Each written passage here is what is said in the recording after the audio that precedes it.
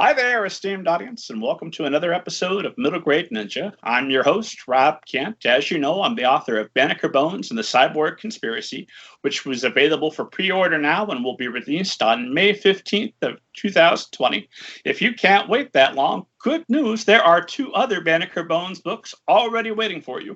Banneker Bones and the Alligator People is the second, and the first, Banneker Bones and the Giant Robot Bees, is available as a paperback and audiobook narrated by the exquisite David Radke, and the ebook is free to download whenever you're watching or listening to this, wherever fine ebooks are sold. If you listen to the show on a regular basis, it has to have occurred to you by now, can this guy actually write? I listen to him talk about writing a lot, but can he actually do it? Find out free of charge. Download your copy of Banneker Bones and the Giant Robot Bees.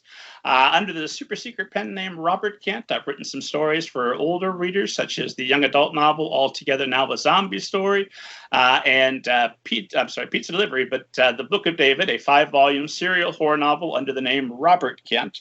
If you're curious about that, it's me doing my best Stephen King impersonation.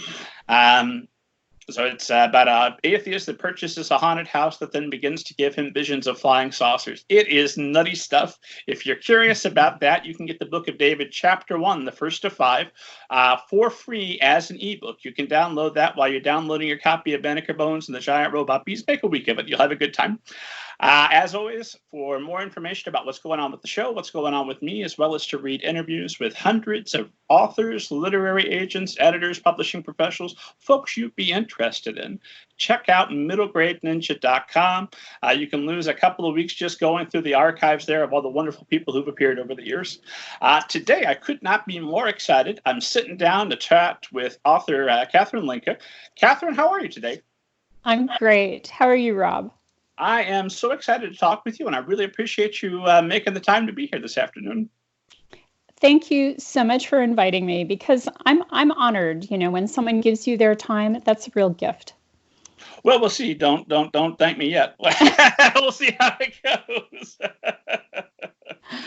Catherine, probably the best place to start is I'm terrible about summarizing other people's books. In fact, I've spoiled enough books doing this show. I don't even talk about them anymore beyond what the author wants to reveal. And I'm terrible about summarizing other people's biographies. So if you would just kind of give esteemed audience a little bit of an overview of who you are and where you're at in your writing career thus far. Okay. Well, physically right now I'm in LA. I live in LA. What I want you to see is my third young adult novel. I have a 2-book duology that came out in 2014-2015 called A Girl Called Fearless, which I tell people is like Handmaid's Tale meets Victoria's Secret fashion show. So I've been doing this for a while. Yeah. I love the premise of that one. But you know what? I'm about to break my own rule and mutilate your book. Tell esteemed audience just a little bit about that book, if you would. About Fearless, or about what I want you to see? Let's start with Fearless, and we will absolutely cover what I want you to see available in fine bookstores now before we're done. A Girl Called Fearless is a 2-book dystopian series, which it's been compared to Handmaid's Tale, but it's set in Los Angeles 10 years after synthetic hormones in beef have killed 50 million women between the ages of 12 and 50. So teenage girls are the most valuable and restricted commodity in the country. And I understand that our protagonist, as we meet here, has been auctioned off to marriage to a man twice her age. Actually, she's trying to avoid that. Right. So she's running for the border of Canada, because if you can reach Canada, you will be given asylum. And so I think it's the only YA that actually the second act takes place in a high-end escort service in a penthouse in Las Vegas. It's a mark of distinction. It is. And then something I'm always curious about when I meet authors who do this. I saw on your website as I was stalking you relentlessly that you've got photos of you hiking and kayaking all around Yeah. the world. And I always think, well, writers, aren't you supposed to stay home and write about other people having adventures where it's safe and cozy? But not you. You're out there. I travel is my jam. I grew up hiking in the Sierras, and I love going to very stark, remote landscapes. And for me, it's such a source of renewal. You know, as writers, we talk about doing artist dates where we go out and we sort of refill ourselves. You know, we have experiences to spark our creativity and enrich us. And for me, that is going out and hiking and kayaking and just throwing myself into these really beautiful, bare, evocative landscapes. So where are some of the most interesting places that you've traveled to? I love Svalbard, which is an archipelago north of Norway.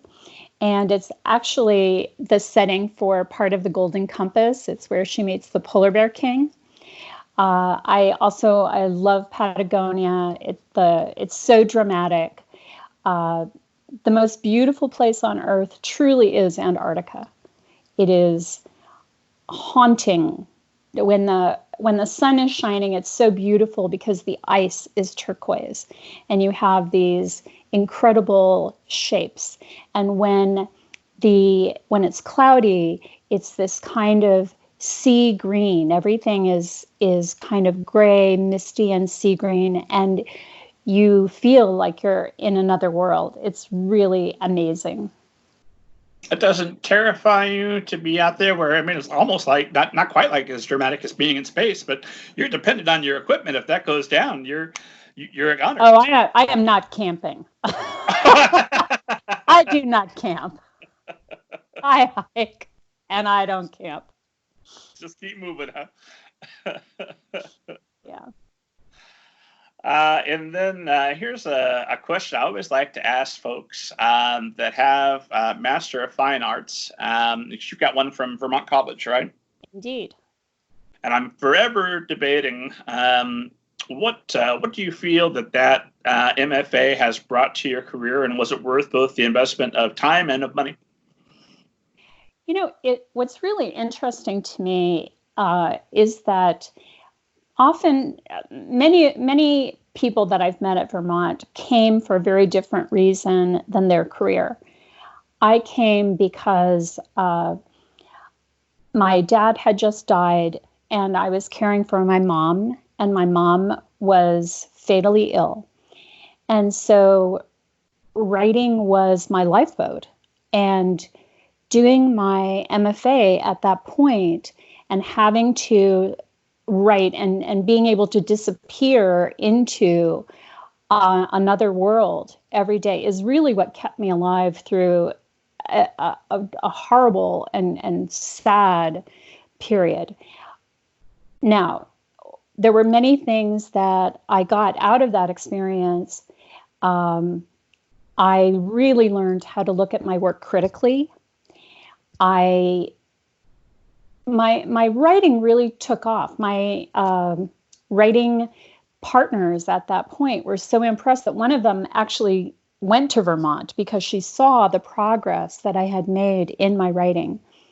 Now, ironically, after I graduated, a couple in my town decided to open a bookstore, and I walked in there one day. There was 2 chairs, 2 tables, and a computer. That was the only thing that was there. And I said to them, I have a background in marketing and I have a background in books. And I showed them the hundreds of books that I had read during my MFA, all the children's books that I had read. And I said, if you ever need help with your children's department, let me know. And they said, well, can you start Monday? So clearly they had no experience in book selling, or they probably wouldn't have suggested it. but that began my 8-year odyssey as a bookseller.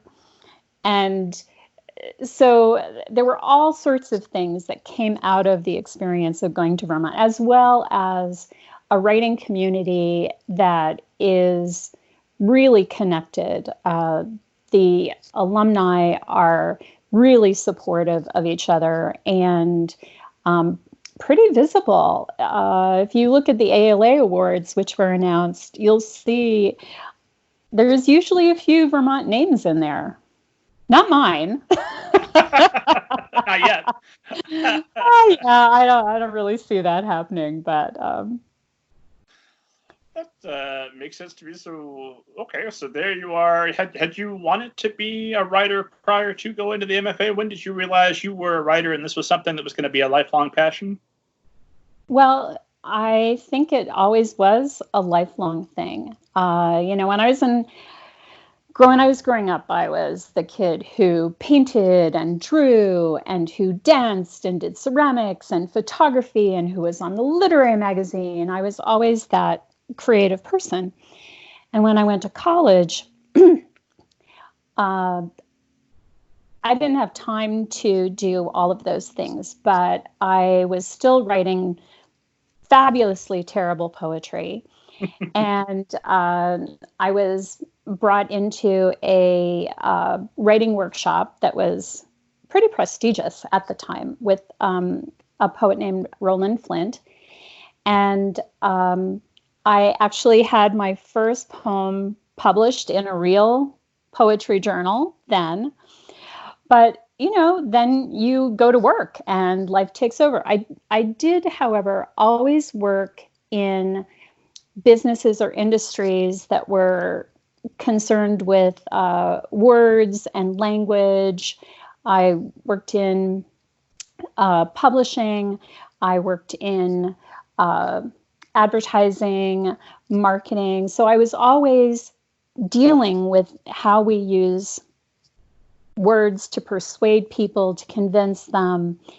And then one day I started writing a book in secret. Sure, why would you want someone to know you wrote a book? My husband was working horrible hours, and he had always said he wanted to write a sci-fi story. And I thought, I can't tell him that I'm writing a book while their kids are off in school, right? I just can't reveal that I'm doing this because he's working so hard. And one day... So it was an act of kindness. I apologize for laughing. One night, we're lying in bed, and I'm reading a book about falconry. And he turns to me and he says, "Are we getting a bird?" And that was the point at which I had to come clean. I mean, I could not hide what I was doing any longer. And you mentioned you had worked in publishing. I want to get back to that bookstore, but what did you do in publishing? I was a traveling salesman. I was a field sales rep, and I worked in textbook publishing. And my job was to visit every college outside of Philly and Pittsburgh. I was in Pennsylvania. I lived in State College, and I traveled the state talking about introduction to psychology, introduction to econ, English comp, etc. So that's what I did. And I assume you had to be pretty knowledgeable about the books themselves to better sell them, so that you had to have had a wide breadth of knowledge by the time you were done.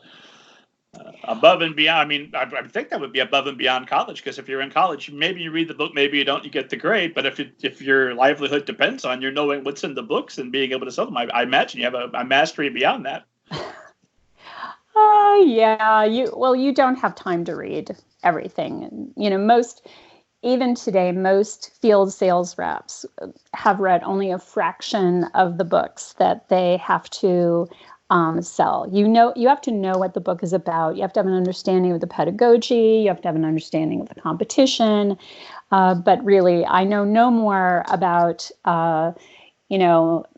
introduction to linguistics than I did before I did that job.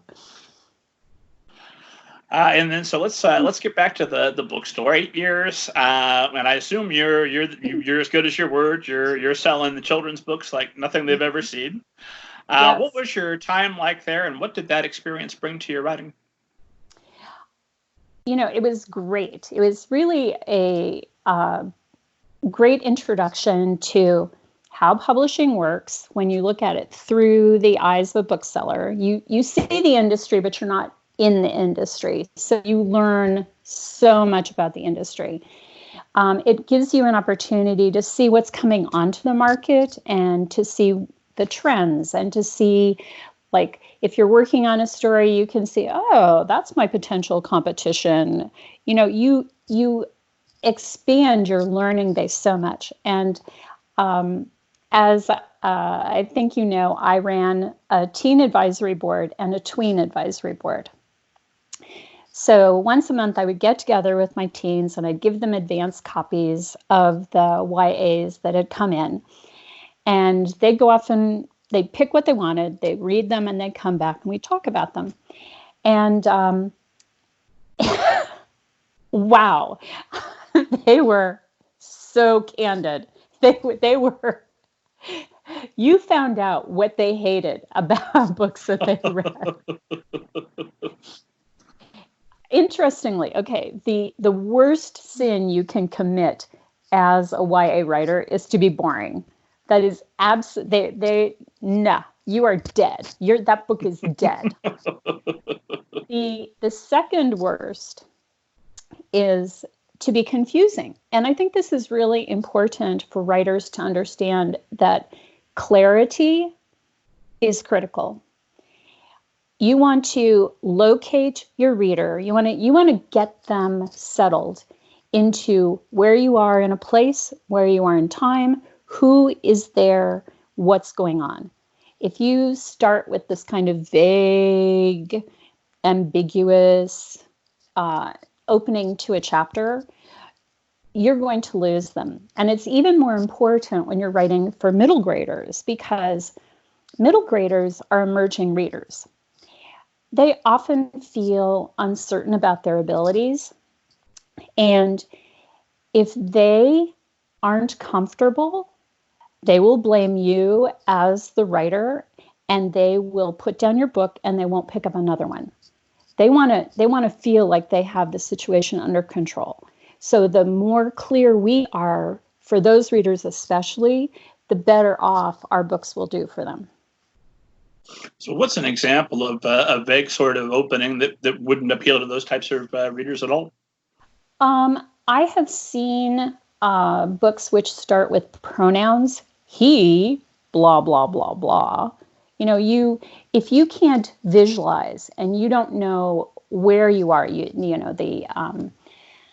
the forest, well, you don't know the country, you don't know who else is there. It's really hard for the reader to grasp and visualize what's going on. There was one book where I was doing a review of first pages, and it wasn't until I got to the end of the page that the writer revealed that the person who was the he was a centaur.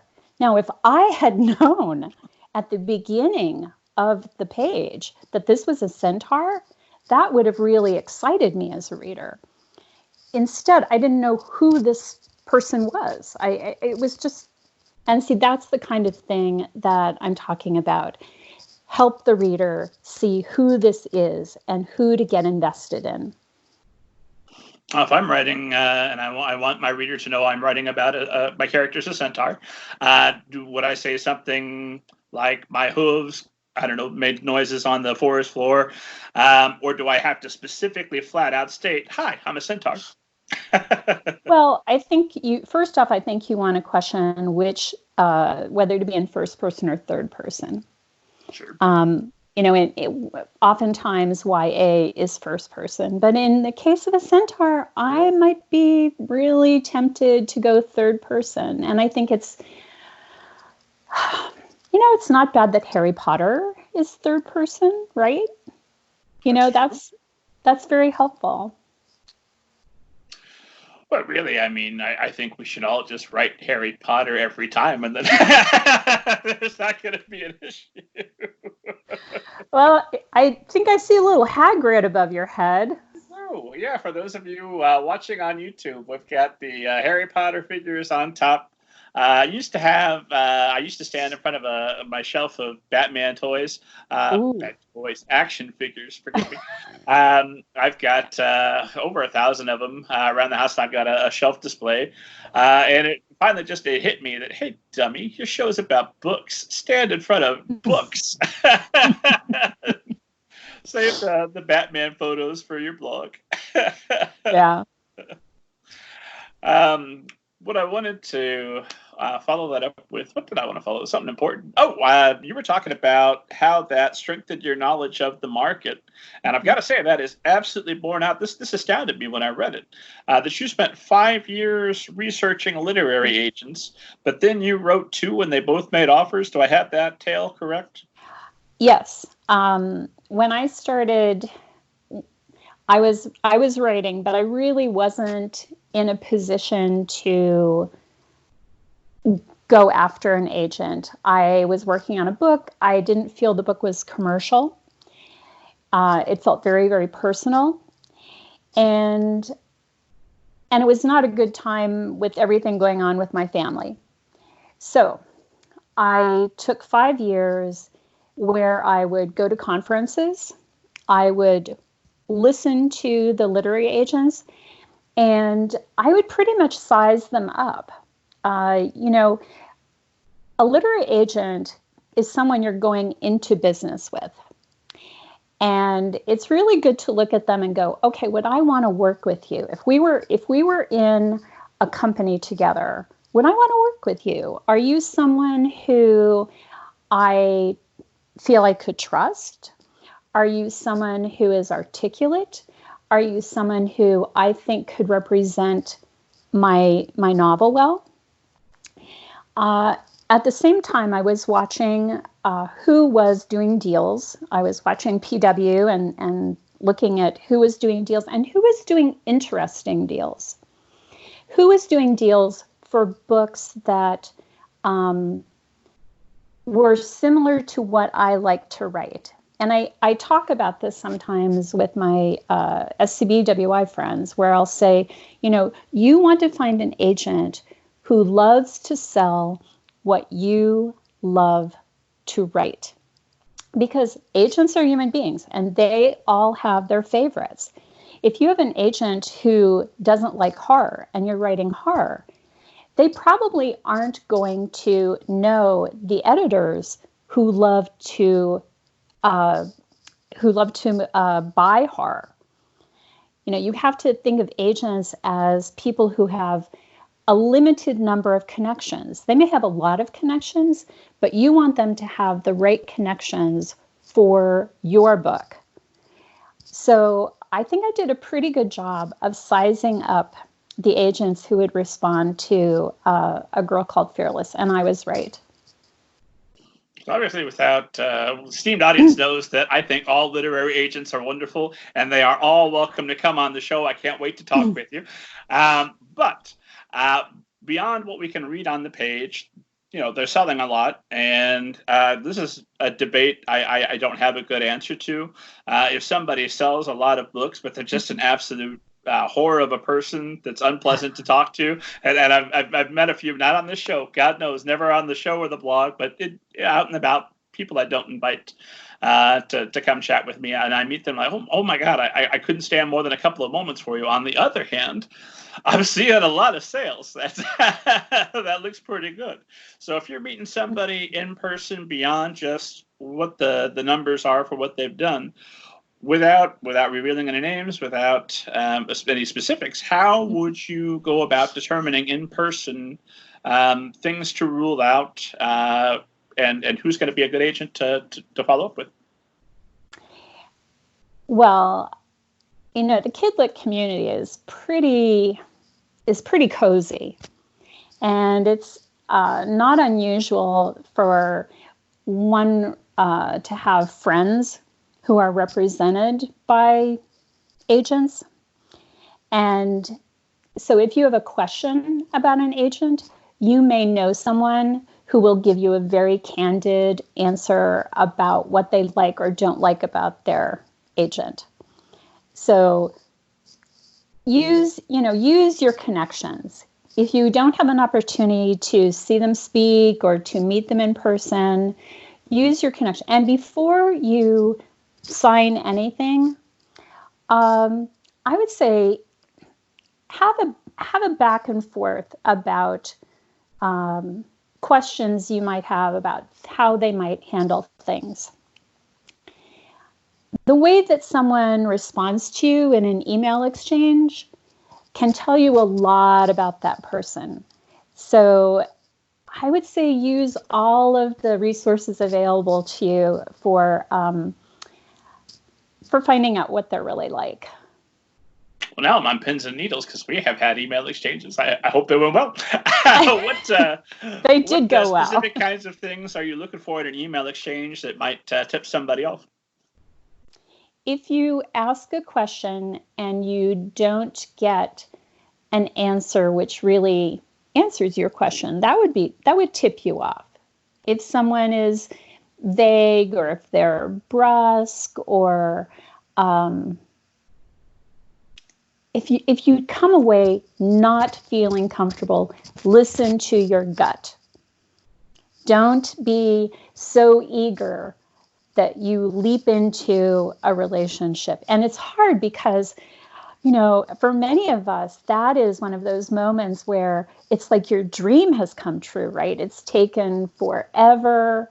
You have so much invested in this. You want to be published so deeply, but it's a good time to just step back and listen to your intuitive self. Don't just run into that. Yes, but my intuitive self is garbage, which is why I love asking these specific questions that'll be able to help out later. I've listened to my gut before. It's been wrong. I've learned to listen, but also find some hard factual information to help me out as well. Facts are good. I've got a lot more questions for you because I know you also mentor young adult authors, and I've got some questions for you about marketing, all kinds of fun stuff we're going to talk to. But by God, before we get to any of that, let's talk about what I want you to see. Again, available now, esteemed audience, wherever fine books are sold. So because I'm terrible about summarizing other people's books, I'll tell you my summary. And that's not what I wrote. What book did you read? Why don't you tell the esteemed audience a little bit about what I want you to see? What I want you to see is the story of Sabine. Sabine is a first-year student at an art institute in Southern California. She is an incredibly talented painter who has won this very, very prestigious scholarship. And so she's thrilled to be at Kalinva, the California Institute for the Visual Arts. And one of the things that nobody knows is that this scholarship, not only does it cover her tuition, her supplies, etc., but it gives her a stipend, which allows her to rent a cozy room in a woman's house. No one knows that she had spent the 6 months prior to coming to Kalinva, she had spent that time sleeping in her car following the death of her mom and the loss of their apartment. So the scholarship means everything to her. It is her future. It is her, it is being able to learn and express herself and become the artist she wants to be. And it really is a means to her very survival. The problem is that she's been at the school for 6 weeks, and her painting instructor, Colin Krell, who is also the head of the painting department, hates her work. He is savage in his criticisms of her work in class, and she is terrified that she is going to lose her scholarship. Like many of us, when we are lost and afraid, she makes a series of not so great choices. And those choices eventually lead to her being put in a position where she is wrapped up in a crime that she didn't intend to commit. And how is she going to survive that? How is she going to get out of the situation she's in?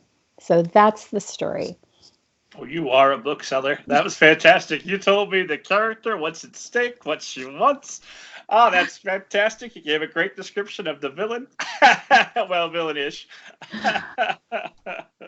You've got this down, man. You don't need me to tell you that, but you've got it. That's fantastic.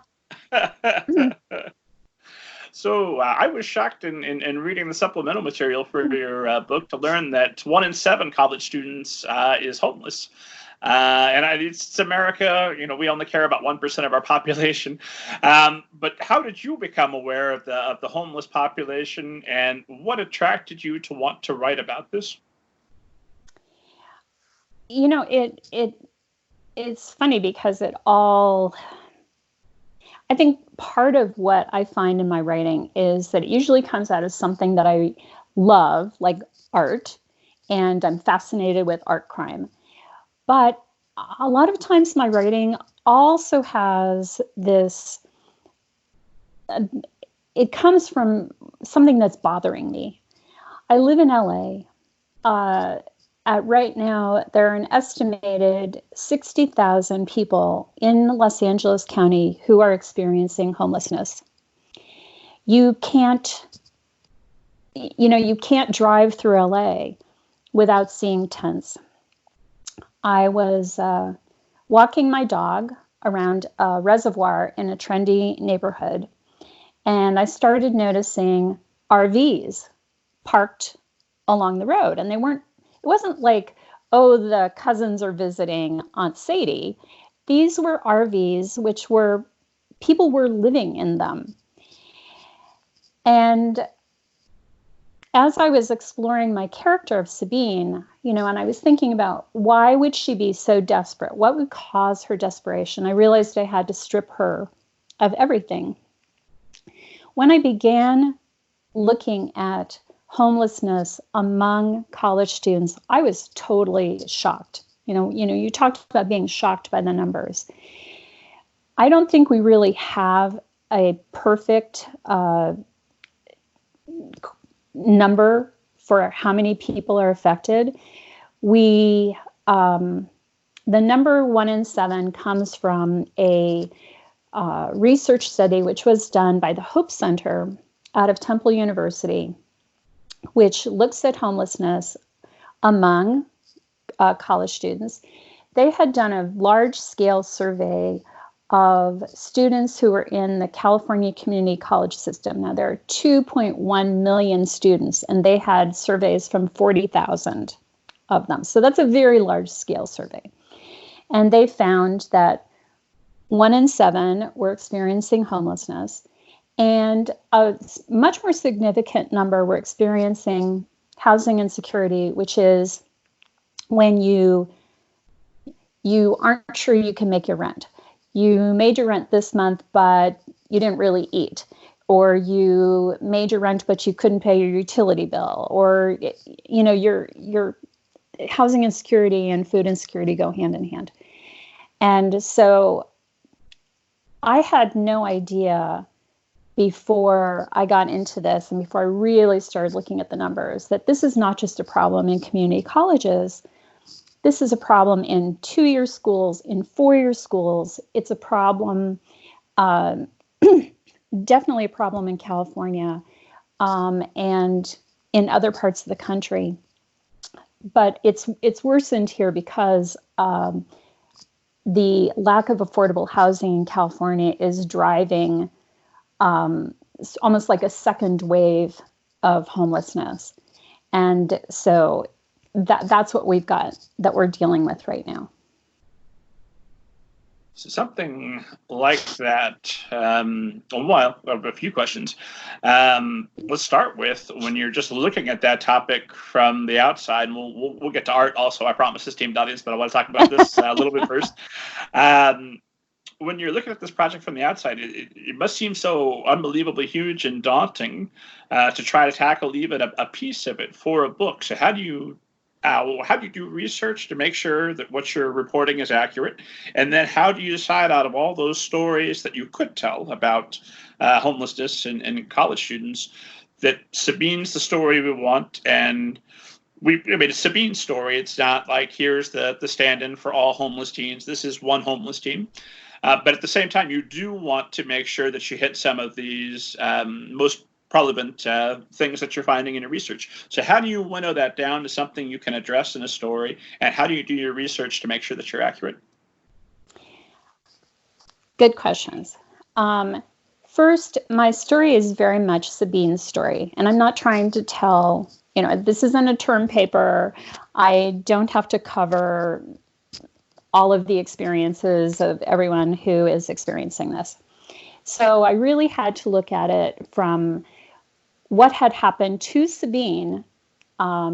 We don't spend a lot of time in the book, as you know, presenting her as someone during a period of homelessness. You see Sabine's experiences in the past through the sketches, where she looks at a sketch she had drawn in the past year, and she talks about the memories of what happened to her. Really, what we are seeing in What I Want You to See is the aftermath. What the experience has, how it has affected her today. And one of the most important things that I was concerned about was representing someone who, I'm trying to get this exactly right. I think it's really important when you talk to people who, or you read about, you read interviews with students who are experiencing homelessness. It's really important to understand that they do not want to be seen as different. They don't want to be seen as damaged, because there's so many stigmas that are associated with this. And they want to be seen as people. They want to be seen through their personalities. They don't want to be labeled. And that is a very important message that I want to come through, because Sabine says again and again, I don't want to be labeled. I don't want to be called that homeless artist. I want to be recognized for my talents and my abilities. And I think that is the most important thing that I'm saying about homelessness among college students is look at the person, look at them. Don't get so attached to all of these assumptions about what they are like or what their life has been like. Look at them. Okay. And of course, Sabine is showing us what she wants us to see. I'm clever. I figured it out. Oh my gosh. Yeah. Break my hand, pat myself on the back. So let's talk research though. How do you go about, I'm assuming that you did you spend a few nights on the street trying that out? Or No, and as you know, if you read my book, I don't show scenes of sleeping on the street. The book is very much set in the present day. That wasn't the story that I wanted to tell. I have a number of friends who work with people who are experiencing homelessness, and they were terrific resources. I also have a young friend who lived in a shelter when she was in high school, and she was a fabulous resource for me as well. And she was someone who really was a great role model, because she reminds me of Sabine, where she has tremendous talent and a sense of self. And, there's so many assumptions that people make about, I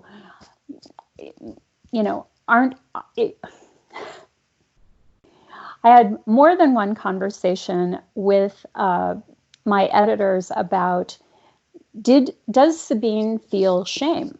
Is she ashamed? Does she feel shame for being homeless? And I really had to defend that, because my position was, she didn't cause her homelessness. It's not her identity. She doesn't think she's bad or wrong. She's angry.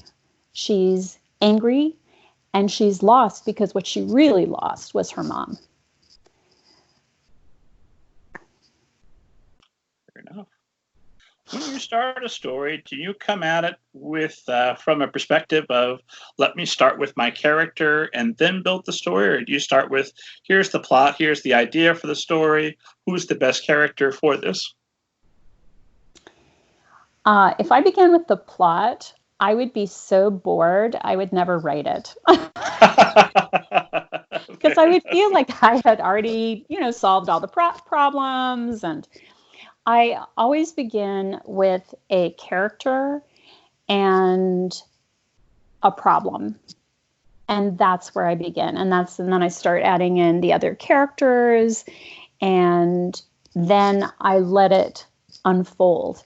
I am telling myself the story as I go along. And believe me, there are some wrong turns along the way that get edited out. Are you plotting ahead of time and keeping some kind of plan, or are you a pantser just kind of going as you see it, or some combination thereof? I am definitely a combo. I will not plot out. What I do is I keep a table as I work. So every chapter I note, what happens in the chapter, what the goal is of the character at that point, who else is in the chapter, where it takes place physically, what's going on with them emotionally. And that's sort of my running tally to let me know where I am. If there's someone key in the story that I haven't seen for a few chapters, I'll say to myself, wow, you need to get back to so-and-so, or you're veering off course here. So you need to get back to the central problem, which is driving the story. And then, of course, then you have to go back and go, okay, what's irrelevant? What did I write in this book that was completely irrelevant? Or what's coming out? Or what haven't I developed enough? And my table helps me say, okay, I've seen people who do those charts. Sure. I cannot do this to save my life. I'm trying to solve a conspiracy theory, and here's my mind showing on the wall. No way. Yeah, I don't do that either. I do some plotting, and I usually know my ending because I figure if I have a destination in mind, then I at least know more or less I'm heading north. So we can figure this out one way or another, and then we'll stop along the way and see what's available. But then sometimes the characters talk me out of my ending, which even better. That's the best, because you want the ending that's appropriate for that character. So when do you find that a character like Sabine comes to life for you? Is it early in the process? Is it after you've been writing them for a while? When do you feel like, yes, I've got this person? Wow. I wish it was early in the process. Wouldn't that make things so easy? Yeah, I think through the process of writing, that's when I really start to understand that character. When I see how the character reacts with other characters, that really tells me a lot about who that person is. And I try, and as I'm writing scenes and she's interacting with other characters, I try just to see to let her go and to say what she wants to say and to not try and put her in a box. And that's when I learn a lot about who that character is.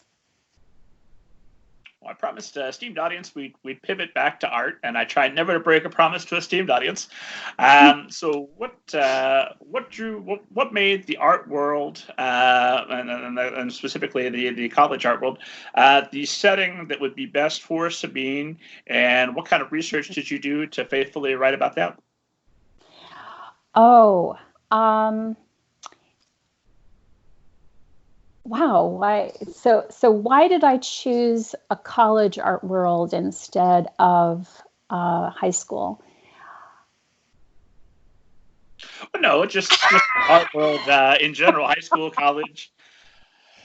When my initial reading, a thought that occurred to me is, wouldn't Sabine, having experienced this, and this is my assumption, and I assume you explored it, challenged it, shot it down, and said, "Nope, I'm doing it my way," because you did. But my assumption was, well, if this is your background, you've had this experience. I'm Scarlett O'Hara. I've got my hand up. God is my witness. I'll never go hungry again. I'm gonna. I'm going to go to medical school. Let's to heck with art, to heck with writing. Let's find the job that pays. Yeah, I can understand that, but I think one thing which is very true about creative people is we have to create. It's not an option for us. And Sabine's art is it's a core part of her identity. She could go and be a dental hygienist and do that during the day, but she would be, I think she would feel so much more lost. Art really held her together. That was what kept her alive, kept her sane. It's so crucial to who she is. She would not feel that she was living if she was working a normal day-to-day job. She has to do this. She has no other option, really. Now, you asked about how I learned about the art world. Sure, my questions are long and rambling and usually have at least 3 hidden in them. How did you learn about the art world? Well, the funny thing was that when I started to think about writing about art, I had decided I would spend a year learning whatever I wanted to about contemporary art, because even though I loved art and loved art history and love art crime, I really didn't know much about contemporary art. And yet I'm in one of the most important centers for contemporary art in the US, right? We have so much art here.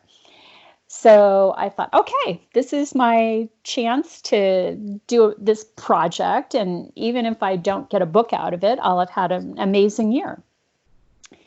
So that is a wonderful attitude to take. Well, you never know if you're going to sell a book, right? You never know. So why not? I never do. I assume you do. No. You convinced me that you do. No, not at all.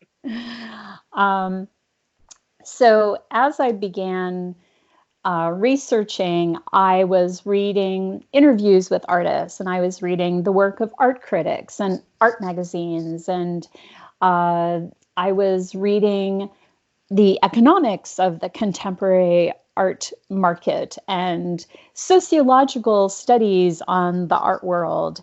And titles to artist hearts on fire. It was great, and tons about art theft and art fraud, looting, forgery. I mean, the really fun stuff.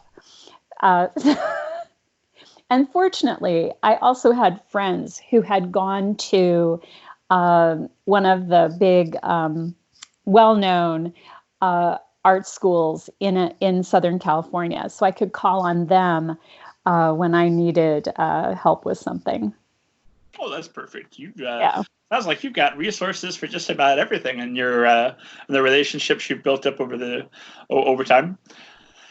That's a fascinating skill when I find a writer who has that, because one, I don't. I appear extroverted here every week, esteemed Yeah. audience talking. I'm not. I prefer my office where it's nice and quiet, and Yeah. a Friday night with my son and my wife. That's perfect. Other than But now close you friends. have all of these connections. With all the interviews you've done, you have all sorts of connections. Oh, that's true. But you must. Do you find that you have an extrovert part of your personality that gets you out there and gets you? I assume you're interested in people since you're a writer, but uh, do you routinely put yourself out there to create new relationships? I am actually surprisingly shy, and I tend to be introverted. But when it comes to writing and authors and reaching out to aspiring authors or reaching out to like support my fellow authors, that's when I really come out of my shell. Or speaking to groups when I think I have something that I can share with them that can help them, that's when I come out of my shell. So this is something else I noted about you. You do a number of speaking appearances. Mm-hmm. And I know for what's the old joke that most people would rather be in the coffin than delivering the eulogy. Which who was it? I can't remember who I heard. I'm always remembering things that I learned, but not where I got it. But I had read a evolutionary psychologist who believed his theory. I don't know how you test this, but his theory was that part of why people are so terrified of public speaking is that for all of human history, if you were in front of a crowd, that might be it.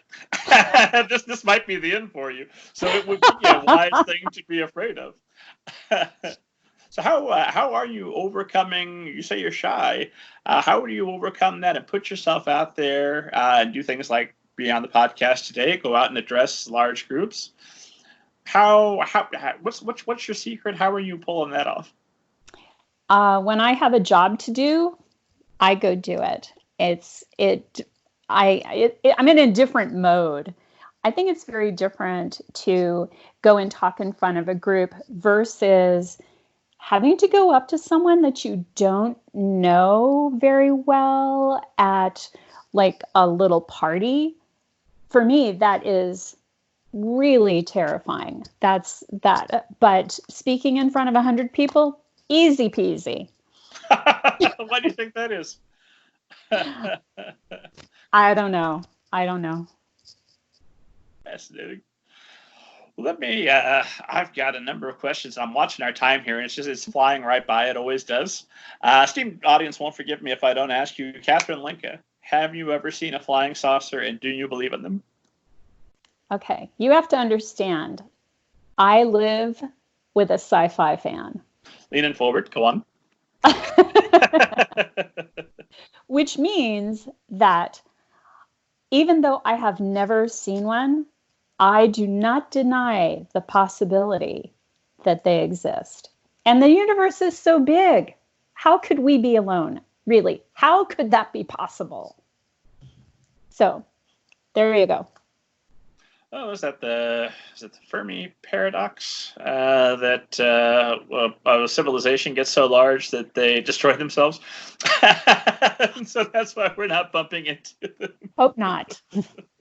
Pretty grim way to see the universe. I agree. I would love to see a flying saucer. It's on my bucket list before I check out.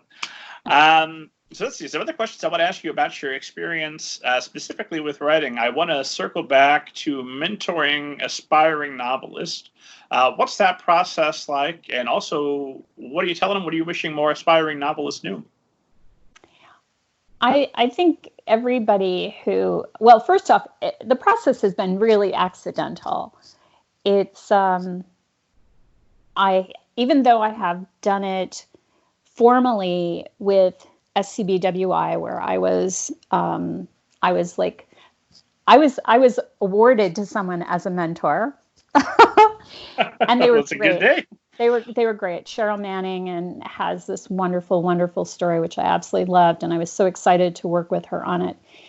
But I think what has happened is that I reach out to people, or people reach out to me for advice. And when I am impressed with someone's writing and I see them asking for help, I do want to help them. And granted, I am not, I don't have like a PhD in creative writing, but I've learned a few things. And I want to give back, because so many people gave back to me while I was starting out. It means a lot to me to do that.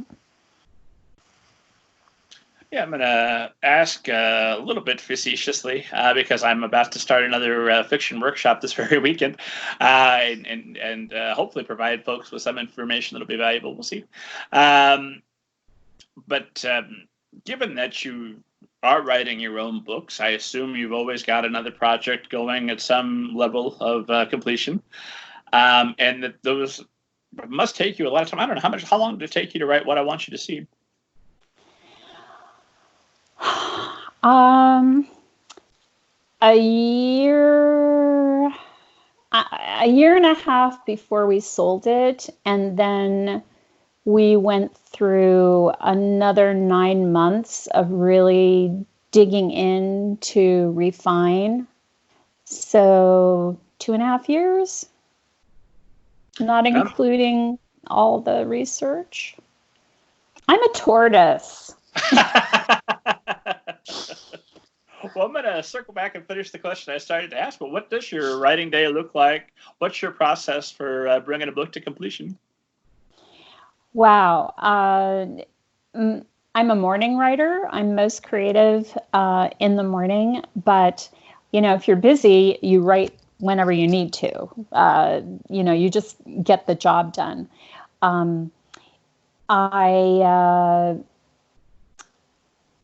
I like to, I'll write a scene, I'll write it in bare bones. Sometimes I'll just start with dialogue, because that's what I'm hearing in my head.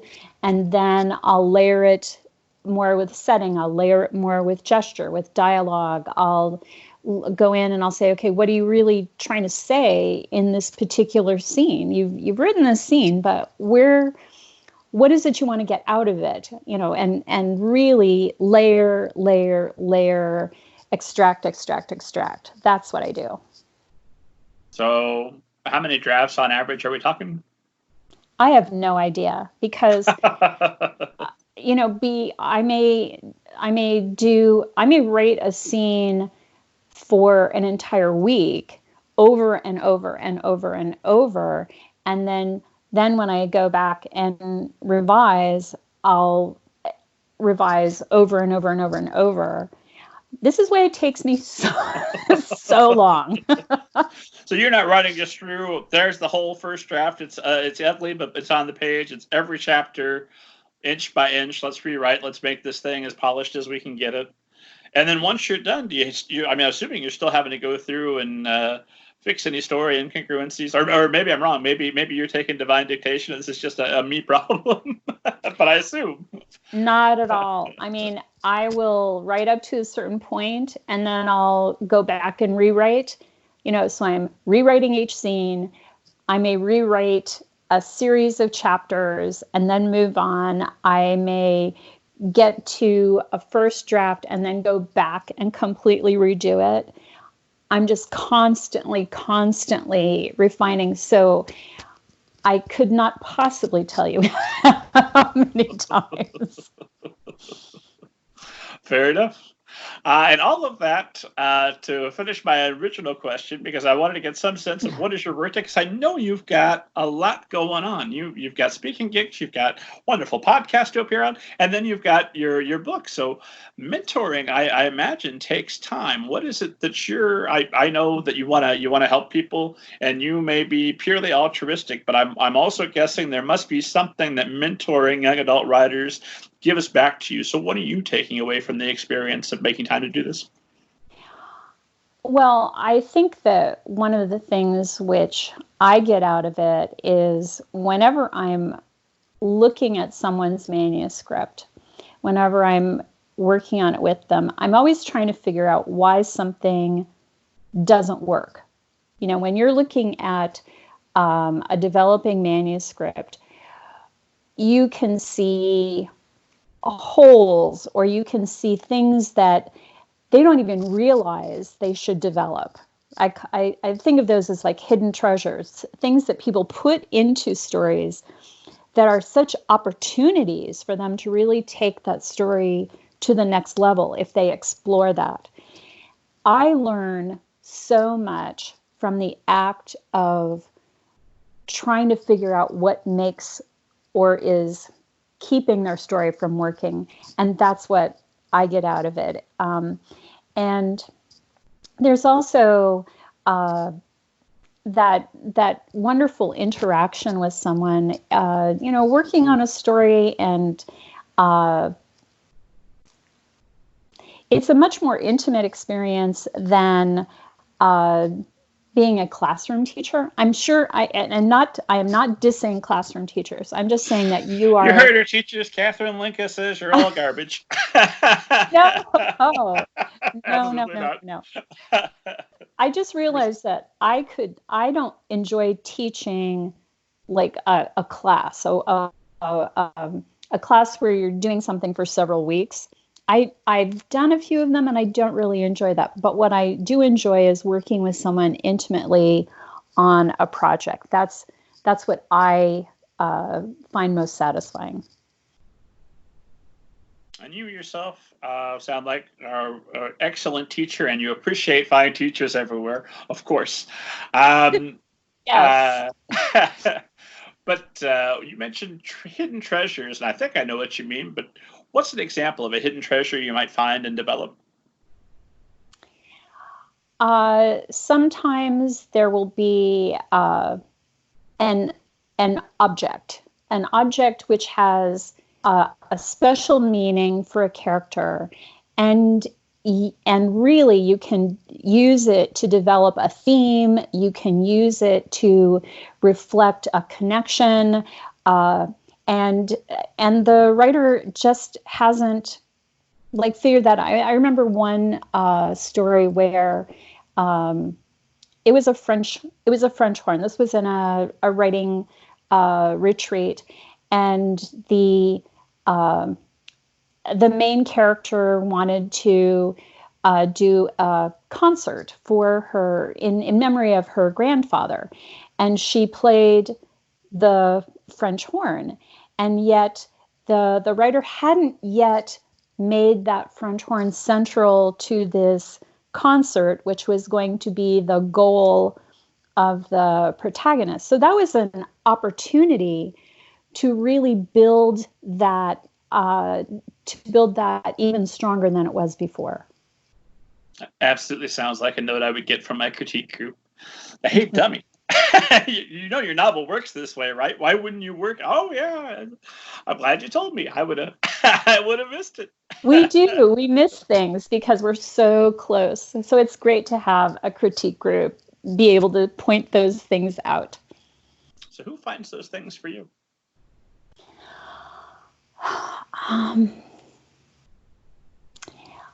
I would say I'm really fortunate that I have wonderful beta readers. That's part of the joys of being at this point in my career where I have other really well-established writers that I can call on for help. And it depends on what help I need, actually. Fair enough. Catherine, we are barreling right toward the end here. It comes so fast. So I've got to come up with about maybe two more brilliant questions. And forgive me for all the things that I'm going to miss. Although you had mentioned that you participated in over 300 hours of critique groups. I think it says on your website. Yeah. So out of all that experience with critique groups, what can you tell esteemed audience about getting a successful critique group together and making sure you're in one? Then I'll ask you about marketing and we'll wrap it up. Fair enough? All right, that's great. I think, I've done all different kinds of critique groups. And I think one of the most important things is that it's okay to leave a critique group. You want to be in a group where everyone comes, everyone shows their work, everyone gets critiqued. What you don't want is to be in a group where 3 people show up to critique your stuff, but they never show their work. That's a very uneven situation and not one you want to be in. And so if the group isn't working for you, it's okay to walk away. You have permission to do that. I think it's also really important to set up the rules in advance.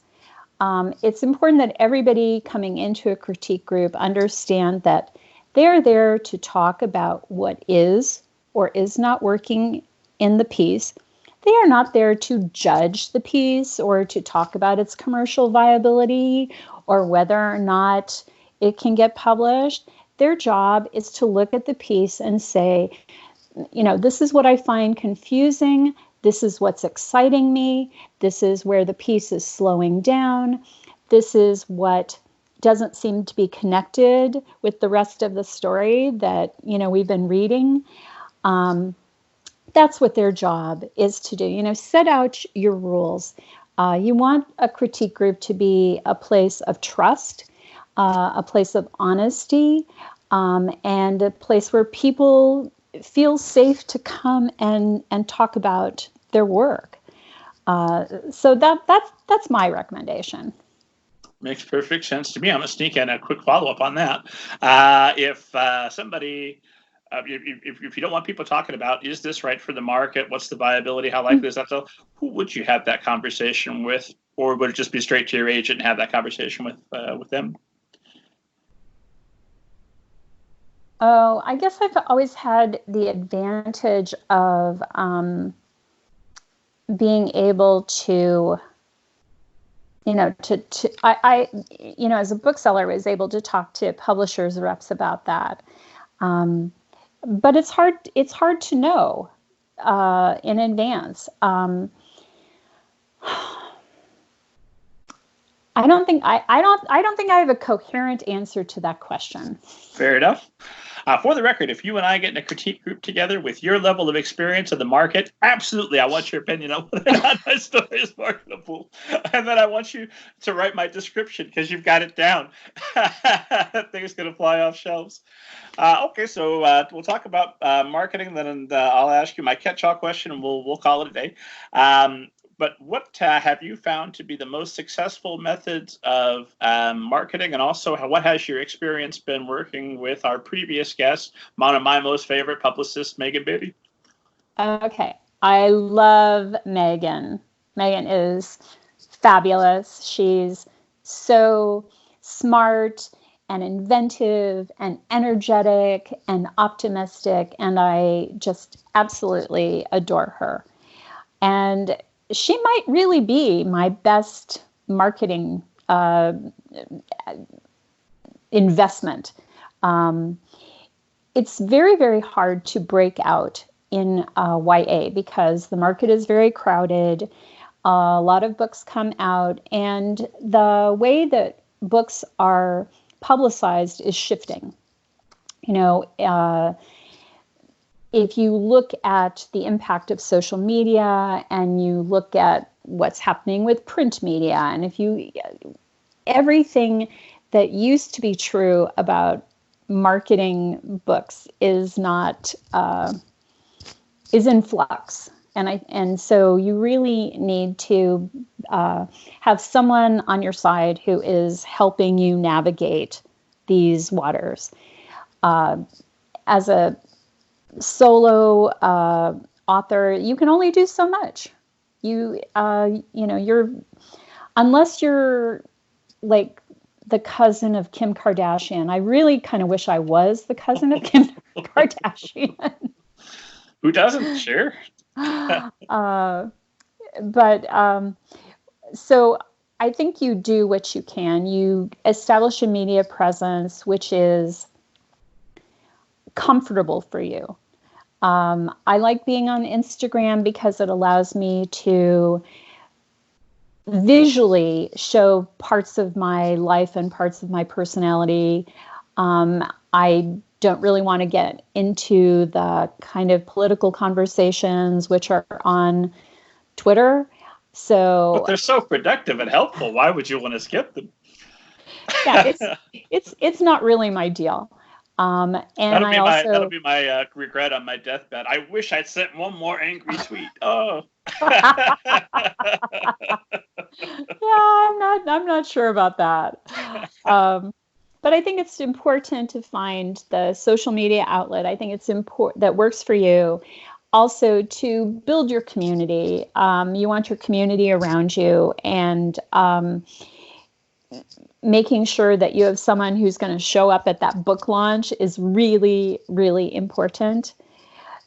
And I think it also, I think one of the single most important things that you can do is to write your elevator pitch and to really get that right, because you just never know who you're going to run into. And that gives you the opportunity to talk about your book in a very compact and direct way. And I think that is really, really important, because that feeds directly into how the publisher is going to talk about your book. And, it feeds into how your book will be presented on the electronic catalogs that are available for book buyers to use. So that's probably the most important thing that any writer can do, is really get that 1 or 2 sentence summary of their book and get that right. Makes all the sense in the world. I always end these wonderful conversations with a question that is my catch-all for anything I could have learned from you, but I was just too stupid to ask the question.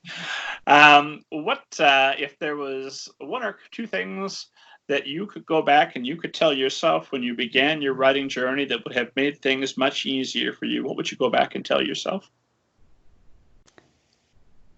Wow.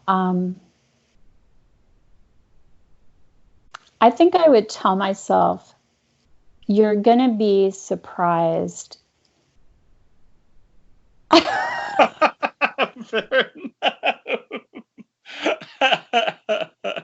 Good surprises, though, mostly, right?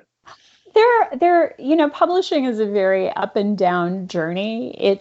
There are parts of it which are just incredible and amazing and fun and thrilling. And then there are parts of it which are just anxiety producing and hard.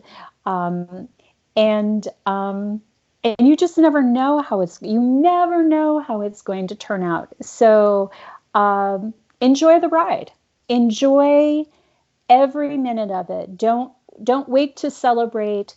Celebrate at every point. Celebrate when someone asks you for a full instead of a partial manuscript. Celebrate when you've had a good positive response from an agent. Celebrate when you get an agent. Celebrate when you see your cover. Celebrate at every single moment, because there's no point in waiting to see whether or not your book becomes a bestseller. Just enjoy every step along the way.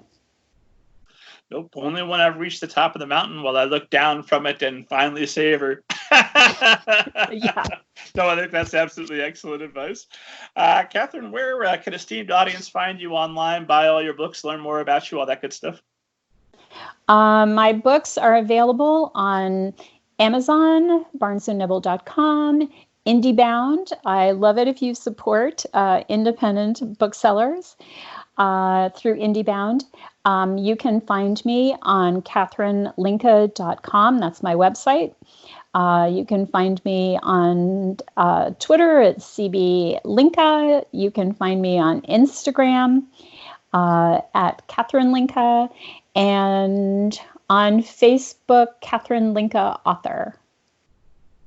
And as always, esteemed audience, you can find me at middlegradeninja.com. You know who I am. Download your copy of Banneker Bones and the Giant Robot Bees.